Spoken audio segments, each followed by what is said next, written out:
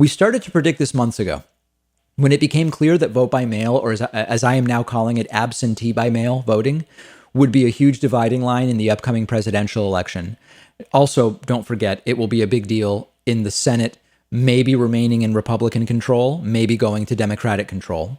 They are going to be trying to stop vote by mail and stop absentee voting. They're not even trying to hide it. I already told you that Donald Trump put a donor of his named Louis DeJoy in charge of the post office as Postmaster General. We suspected that DeJoy would try to hurt the post office's ability to deliver mail. DeJoy has already limited overtime for mail carriers, which is causing mail to pile up at post offices across the country.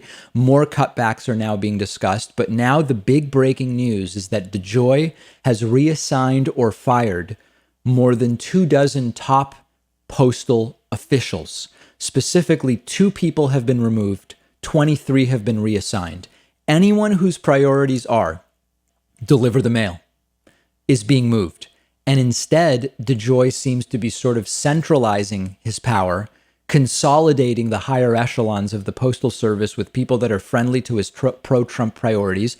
And this is the mail that we're talking about, ladies and gentlemen. If I had told you a year ago the 2020 presidential election could come down not to the economy, not to Donald Trump's foreign policy, it could come down to whether a Trump donor succeeds at kneecapping and crippling the post office. I don't think any of us would have believed that that was a likely scenario. It's the scenario today. And this is all having an immediate effect. There are already many reports coming in from around the country about mail delivery being slowed down and degraded. There are reports of mail carriers having to sort mail themselves, something that's usually done for them when they arrive and they're ready to take out their mail for the day. It would already be sorted. They're having to sort it themselves, slows them down even more. There are reports of mail bins that should have been delivered already sitting at post offices, unsorted and undelivered. And the sickest thing of it all is the backwards logic of everything. Trump claimed that if there were too many absentee ballots, the post office couldn't handle the volume of mail. The post office said, we can handle it just fine,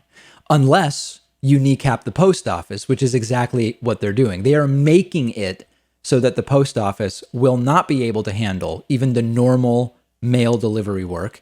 It's like a Trojan horse.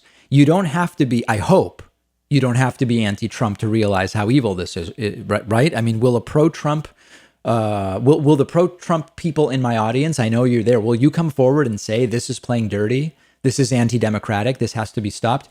It's completely indefensible. And they talk about election fraud. This should be called election fraud. So what can we do?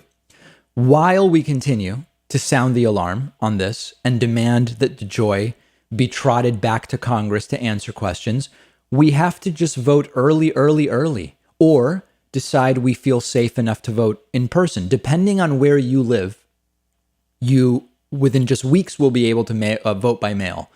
If it gets delayed 5 days because of these cuts, it'll still get there in plenty of time. If you live in a state where you can believe reasonably that you won't have to spend hours in line with maskless people trying to vote, maybe you decide, well, I'll vote in person to ensure my vote is counted. In some places, you will be waiting in line for hours with people without masks, and maybe you don't want to do that, and it makes sense to just vote by mail as early as you can. All of these problems are by design.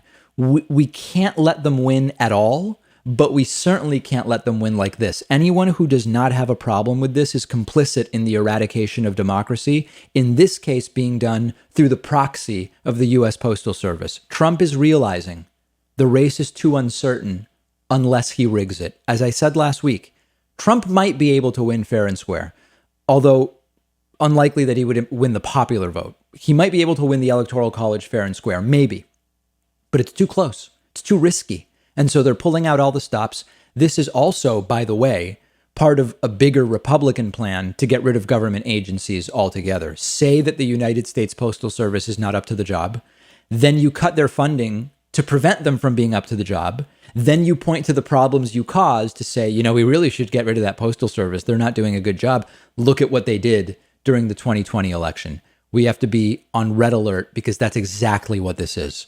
We'll have continued coverage of this on the David Pakman Show Instagram, @David Pakman Show. We'll take a quick break and be right back after this.